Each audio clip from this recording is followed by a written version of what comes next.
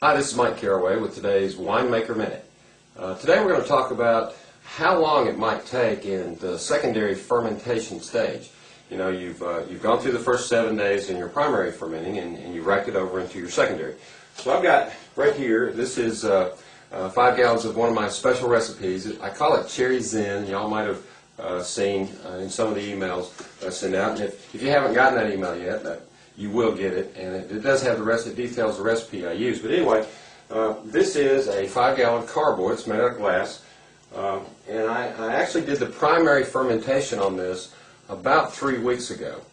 And at the end of the primary fermentation, I racked it over into the secondary, and then I added some sugar water to boost the alcohol content just a little bit. I wanted to get it up to around 15–16%.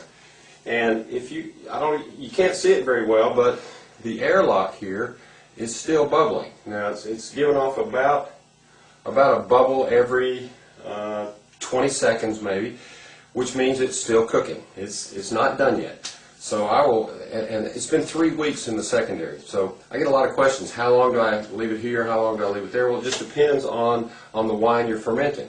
So this particular wine is a combination of grape, cherry, raisins, blackberries, blueberries, and oak chips, and just a lot of little goodies in there.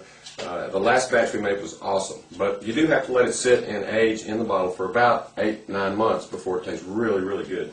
Anyway, so the answer to the question is as long as it takes. How long do I let it sit in the secondary? As long as it takes until all the gas has stopped escaping. Now, that's if you want to ferment it until it's dry.